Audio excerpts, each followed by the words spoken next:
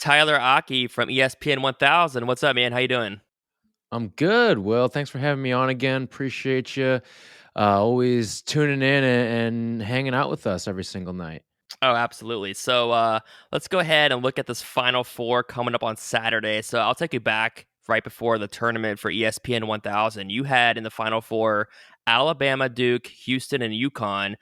Those are really solid picks. Obviously, you nailed it with UConn. It's a crapshoot. We all know that. Bama, Houston got really close. Duke kind of fizzled out, but Duke had a strong, going into the tournament. They were looking pretty good coming out of the ACC, winning that. But and then when we talked last November, when I put you on the spot, you had Houston, UCLA, Creighton, and UNC. Again, pretty solid. Creighton last second yesterday just missed it. Houston, UCLA got pretty far. Miami knocked out Houston in the Sweet 16. So as I said, pretty solid picks back then. But yeah, San Diego State, Florida Atlantic, UConn, and Miami. So no one had that. You had UConn, but what do you think about this upcoming Final Four? We'll go through the matchups here in a sec, but I don't know about you. I'm excited for these random teams in the Final Four.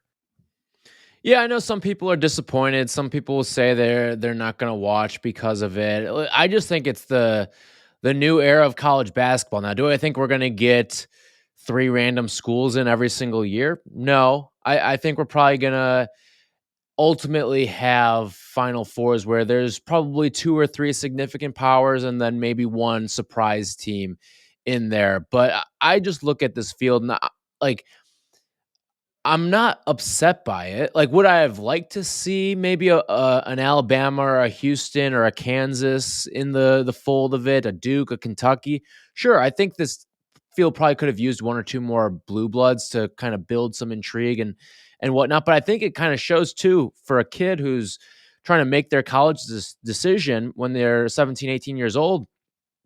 I can go anywhere and I can Yep. play in a Final Four. I can go to a small school in the Mountain West. I can go to an ACC school that's maybe not a traditional power.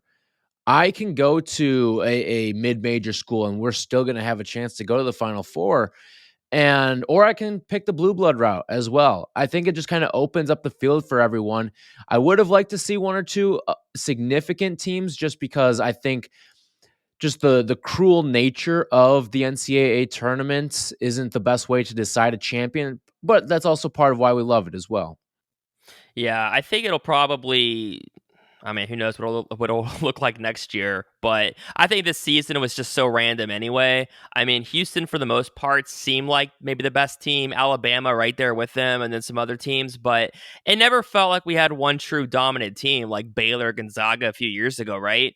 Mhm. So it just kind of played out that way, in which it is truly a wide open tournament. And San Diego State and Florida Atlantic. How do you like that matchup? I'm good with any of these teams winning, and San Diego State's gotten there before to the tournament anyway. They're finally in the Final Four. Florida Atlantic is just kind of on the map all of a sudden. So, how do you like those two teams? I really really like Florida Atlantic as a team. San Diego State, they kind of I'm surprised they've made it as far as they have because I think with a team like them, you get the wrong officiating crew one game. It's kind of how I felt about Tennessee too. You get the wrong officiating crew one game, you can find yourself in some trouble with free throws and all that stuff, and you can let teams back into games. Um, but with Florida Atlantic, they're a team that I've loved all season long. 35-3 on the season. I think Dusty May, he's going to get that next big power conference job that opens up. Who is going to be the spot for him? Because you could say he may have coached too well to go out and get a power conference job in this cycle just because he's still coaching and he can't really entertain these other offers right now. Even though you look at the other coaches in the tournament, he's probably one of the 4 or 5 best coaches in this entire 68 team tournament. And he coaches at Florida Atlantic. He was always throughout the regular season a hot name to get that next big power conference job, but he may have coached too well. And we've kind of seen this with a couple of surprise teams that have made Final Four runs. Like these guys sometimes coach too deep into the tournament to get a power conference job. Like you look at what Shaka Smart did with VCU. He didn't make the jump to Texas right away. He had to wait a couple years. before he actually got to make the leap to the Power Five. Same with Brad Stevens. Before he made the leap to the Celtics, he came back for one more go at it. You look at Porter Moser, too. He had one more tournament run after the Final Four before making the leap from Loyola to Oklahoma. So Dusty may have coached too well to go and get himself a new job. But I think this matchup's really intriguing, particularly the big man matchup with Nathan Mensah versus Vlad Golden. And I think that the added height with Florida Atlantic may give them the slight edge there. And Golden's put together a really, really nice tournament as well. He's kind of played the mismatch really well over the course of the tournament. But these Florida Atlantic guys, they're going to have to play sturdy and they're going to have to handle the basketball really well, because I think part of the problem that Creighton ran into against San Diego State was in that second half, they did not let the Blue Jays get inside the three-point arc. You look at how stressful some of those Creighton possessions were. Those guys were not getting inside the three-point line until there was maybe 10, 12 seconds left on the shot clock, and then it becomes a rush possession. And San Diego State, they brought that pressure really high on them all game long, and it paid dividends for them in the end.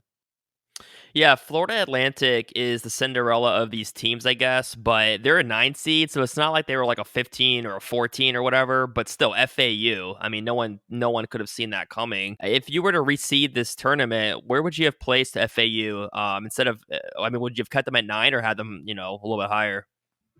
You're saying, like, if we were to reseed the entire tournament? Yeah, like if you were I thought, if you were just looking at FAU, where would you put them? yeah, I can't remember where they finished in the AP poll, but I know they were a top 25 team, and like top 25 teams, I mean, you should be a top 6 seed, and they somehow slipped all the way down to the 9 line. Yeah. It didn't make a lot of sense to me, and I think that if we were to reseed, even not knowing what we know now about this dominant tournament run, I still think they were probably a 5 seed, maybe a 6 seed at worst. And they kind of just got I mean, honestly, the team I feel for is Memphis, because Memphis, had them on the ropes, probably Yeah. gave them the best game of anybody that we've seen in the tournament. It's either them or Tennessee. But on top of that, too, like, this team really should have been a 5 or 6 seed, and Memphis didn't deserve to play against a 5 or 6 seed when they're an 8 seed. No, they deserved to play against a 9 seed. And that's not what this Florida Atlantic team was. They were more like a 5 or a 6 seed. I'd probably lean more towards a 5 than a 6.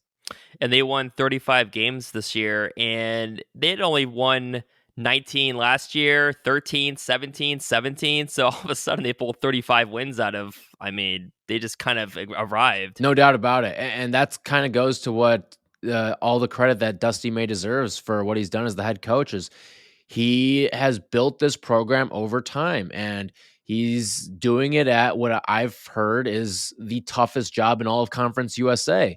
And for a team that was picked 5th in a mid-major conference to go out and get to the Final Four and win 35 games over the course of the season, only lose 3 times, Yeah. super impressive. And taking down some good teams along the way as well in the Power Conference ranks. I believe they beat Florida earlier this season. Let me take a look at some of their other big wins.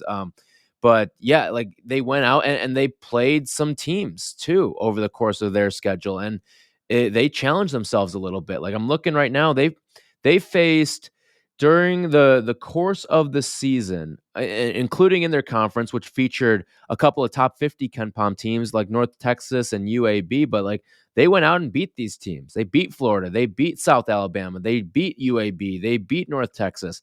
So all of that super impressive to me, and they deserve a lot of credit for that. Yeah, definitely. And you were talking with Shane Norling yesterday on Sunday on Basketball U with the broadcaster, right? And he like lost audio in the Mhm. final minute or Yeah. so. Yeah, so he lost the feedback. Ken Yeah. Levicka, the voice of the Owls, he lost his feed back to the station that he was calling the games on, and he had like a last ditch effort. And he kind of got bailed out by Kansas State calling a timeout, so it gave him a little bit of time to recalibrate his broadcast and his internet there. So it all worked out in the end, though. Yeah, definitely. Definitely just an epic run by them, and awesome that he was able to get it together back or get it connected at the end there. So, what were your thoughts on the Creighton San Diego State ending with that foul call yesterday and everything at the end? What'd you think about that? I thought that it was a foul. Yeah. right? And it should have been called. But I also think that if we were calling that type of foul all game long, San Diego State would have been playing walk-ons with 5-7 minutes to go in the game because of how physical they were all Yeah. game long. They would have ran out of bodies. And that to me is the biggest problem is they didn't call that foul all game. And now that's when you're deciding to call it. And I thought Jay Wright on the post-game show for CBS laid it out perfectly. Yes, all of these teams are trying to move on, but also all of these officials are also trying to move along. And you may notice the officials came out for the Final Four today. None of the officials that officiated that game are officiating in the Final Four.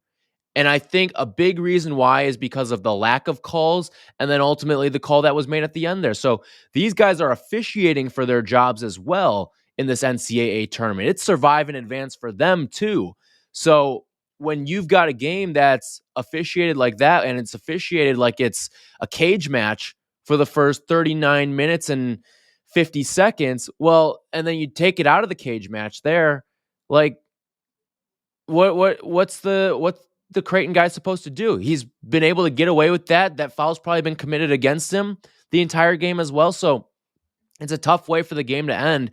And once again, officiating sort of the story of some of these championship caliber games, as well as we do get down to the nitty gritty of it. And it's a shame to see. And I'm frankly like, the way I look at it is, what if that was your rival that did that on the other side? So like, as a Syracuse fan, like, what if that was a Georgetown player that did that to a Syracuse guy? You're saying, oh yeah, that's a foul, right? That's a foul every day of the week. And I think you just have to kind of put the your rival's jersey on that. And what if your rival was doing that in that game? You'd be all over it saying it's a foul. And I think it works the other way too. Like if it's your rival that was putting the shot up, oh, not a foul at all. But no, I do think it was a foul at the end. Yeah. But I think it should have been called. But you also should have called the other 20 instances where that happened over the prior 39 minutes of the game. Yeah, you gotta be consistent. I remember on Cap this morning, Jesse Rogers was asking him like with the Super Bowl back at that Yeah. call at the very end. Same thing. It's like you got to be Mhm. consistent. All right. So UConn and Miami. So the cool thing with Miami is it's 17 years to the day that Jim Larinaga took George Mason to the Final Four. He's going back with Miami. And then UConn's been a freaking juggernaut, just destroying everybody in its way. 28-point Elite Eight win over Gonzaga, largest Mhm. NCAA tournament win they've had beyond the round of 64. They're the 10th team to win each of its first four tournament games by 15 plus. So is UConn going to just steamroll their way past Miami? Will it be close? Will Miami find a way to get through them? I can't get a read on this game even slightly. Like I have kind of two sort of prevailing thoughts here. Like Miami is an elite level offense, and they are probably the most entertaining brand of offensive basketball remaining in this tournament right now. But UConn can exploit really bad defenses. Like I crunched the numbers here, and when you look at Miami's metrics, like they're not very good on the defensive side of the basketball here. So um, this season, UConn is 16-1 when they go up against teams that are 70th or worse in Ken Palm defensive efficiency, and UConn is averaging a little over 83 points per game in those games, two of which have come in the NCAA tournament, might I add, as well, including the Gonzaga game the other day. However, UConn is also 3-5 against top 30 shooting teams in the country, which is what Miami is. Yeah. So I'm kind of like I'm being tugged from both sides here. I don't know which side to really roll with here in this game. Ultimately, I do think it is UConn that pulls it out, but I think this is going to be a really, really good basketball game because Miami has the knack for the dramatic. Like, sure, they blew out Houston and they blew out Indiana in this tournament, but they also needed Herculean comeback efforts to beat both Texas and Drake as Yeah. well. So it's not going to be easy for Miami, and it's not going to be easy for UConn. Like, this is going to be, I think, one of the best games that we're going to get in the tournament, just because they are such contrasting styles. UConn can kind of play at any sort of pace, but Miami, they get it and they go. And I think at the end of that game against Texas too, like, Miami was playing no defense for like the first 30 minutes of the game. Then in the final 10 minutes of the game, they really kicked it into gear and started using their athleticism. Miami is the most athletic team in the entire tournament, the entire 68 team field.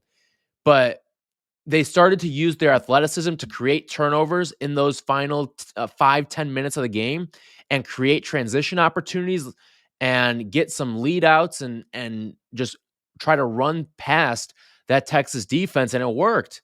And they used their wingspan, they used their athleticism to create a lot of those moments for them. And that's ultimately why they're in the Final Four and Texas isn't. Did you think that Texas had that game wrapped up, or were you waiting for the Miami comeback? I thought Texas had it wrapped up. I really Yeah. did. And then all of a sudden you see them start to create turnovers, which, I mean, they had been playing, Miami had been playing Matador defense pretty much all game long. It felt like every single time Texas was getting a clean look from three, they were getting uncontested looks at the rim as well. It was just really easy. And they got Norchad Omier, their big man, in foul trouble too. Like, everything was just really, really easy for Texas. And then all of a sudden they flip a switch, and they start to use their athleticism to create some turnovers, and ultimately they come away with the victory there. Didn't Texas have an injury also late in the second They half, did. like right when that They rally was starting?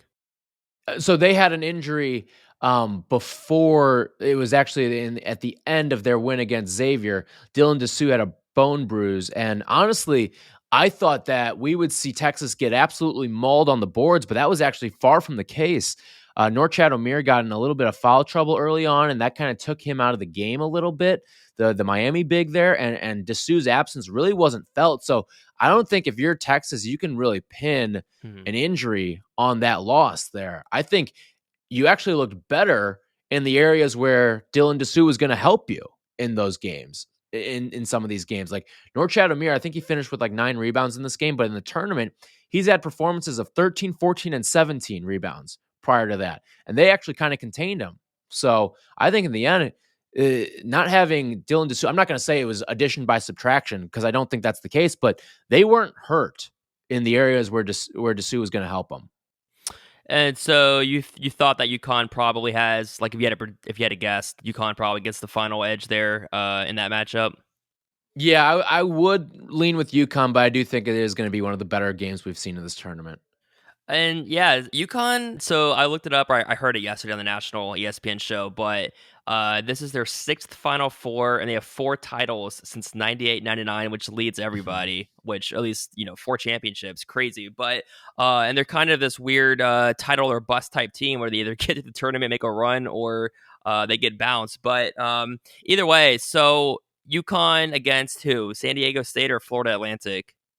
I'm actually going to roll with Florida Atlantic here. I just think the matchup kind of, I'd give a slight edge to FAU.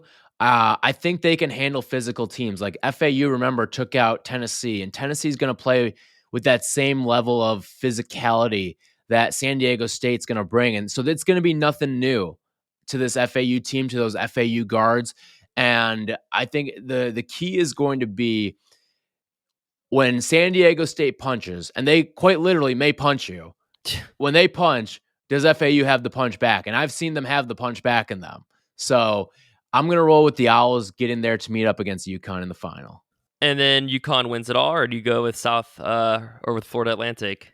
I am going to take UConn to win it Yeah. all. I believe they're a minus odds team right now. But I do think that this Florida Atlantic season, like, those two coaches, you talk about Dan Hurley on one side and Dusty May on the other side. Like, you're talking about 2 elite level coaches in this sport right now. That it's going to be an absolute chess match, and I do think UConn comes out on top. But I think it may have a similar feel to the Butler Duke championship, Hmm. where, oh, everyone's thinking that Duke's going to blow out the little mid major, Yeah. but at the end of the day, they give them a run and may have a chance to win the game on the final possession. Yeah, I remember that. I remember that game back in the day. It was pretty close at the end. Yeah, I mentioned it before. UConn, 10th team to win its 4 tournament games by 15 plus. The last time they did that was '04 when they won it all. But yeah, it's been a really fun tournament, and it always is. But it's been more intriguing for me with having these random, different teams in there, and it's just been a fun, exciting tournament. No doubt. Like, this thing always delivers. I think that's the one thing that we can just kind of lean on these days. In a life of so much uncertainty, there is certainty that this tournament is going to be a thriller every single year. I can't remember there being a clunker. The only clunker I ever remember was in 2020 when we didn't have a tournament, and it was a downer Yep. for everybody. So Yep. ultimately, I love this tournament. I know everyone loves this tournament. So it's kind of cliche to say, but it delivers every single time, and we're getting another great Final Four this year, and I think we're going to get another great championship as well. Do you feel like the NIL is going to make it to where we have more of these South, or I keep saying South, but these Florida Atlantic type teams Mhm. kind of, it's like leveling the playing field a little bit? Or do you think more often than not, the big badass, like true blue blood type teams are going to, recruit the best, and it's just going to kind of still be the cream of the crop, so to speak? I do think so. I think in the short term, it may help out some, and honestly, the lifespan may only be another year or two. Mhm. But I think in the short term, it probably helps out the mid majors, gives them a little bit of a chance, just because I think the average basketball player is so much better than the average basketball player was 10 years ago. And you're spreading all of this talent off of these AAU circuits across 353 teams across the country. But I also think that when you get, let's say, like 2, 3 years down the line, I think we just kind of saw the first couple of dominoes start to fall in that regard as well, too. When today, Hunter Dickinson announced he's coming back for another year at Michigan. And this was the big one to me, but Duke getting Tyrese Proctor back, one of their guards who really started to come alive in the tournament, was sort of coming into his own at the end of the season as well this year. He was a guy that was projected to be a lottery pick in the NBA draft. He's coming back to Duke. So I think you're going to start to see some of these 5 stars get retained for an extra year or two, and as a result, make these blue bloods that much stronger. But I also think you're also going to see, I think this is the other example of it, Caleb Love. He today announced he's going to the transfer portal, and he was an integral part of that UNC team that went to the Final Four and went to the national championship and was a half away from coming away with a national championship. But he was a big piece of that. 5-star guy. I believe it was a McDonald's All American as well. And he is now entering the transfer portal after being the big man on campus from 2 years ago. Well, he's got a chance now to go play for a different team. I don't think it'll be a mid-major. He'll play at an elite level school, but he's kind of similar to Marcus Carr in a way, where he's got a chance now to hang in college and sort of shift the narrative around his career. Whereas before, Marcus Carr was kind of regarded as like a heat check guy, shot chucker. He'll take some bad threes, but he'll make some of them along the way, and they may be the clutch ones that win you some basketball games. To Marcus Carr turning into a very, very good guard, all American caliber player. And I think that's what you'll end up seeing with Caleb Love after he has another year or two in college. Last thing, real fast. So going back to the ACC tournament, who did you think would end up emerging from that tournament? Did you think it would be Duke, or were you kind of looking at Miami or UVA or whoever? No, I thought it was going to be Duke. I thought Duke was Okay. playing some really, really good basketball at the end of the year. I Yeah. placed a future bet on them to win the ACC tournament, and unfortunately, like I feel like the blue blood in them kind of dampened my odds a little bit and dampened my winnings. But they're still winnings nonetheless. You take them, all the money counts the same, right? But Yep. I did think it was going to be Duke, just the way that they were playing, and then you just saw them sort of dominate in that tournament, in that ACC tournament, and I think they just kind of ran into the wrong officiating crew with Tennessee, where I mean, they just played uber physical with those guys, and I don't think Duke was ready for that type of game. Yeah, I feel like Duke really got this final spark going back about like early mid February now when they're playing UVA, and they had that Hmm. controversial ending there that ended up the game went to overtime. UVA just took charge, but I think they lost. I don't think they lost the game after that game until the Tennessee game in the tournament. So I Correct. feel like that kind of Mhm. was like a final spark there. But anyway, yeah, good stuff as always. Good to chat. Looking forward to the Final Four. I know you are as well, and it'll be here very soon. Can't wait for it, Will. Appreciate you having me, and I'm sure we'll talk again soon.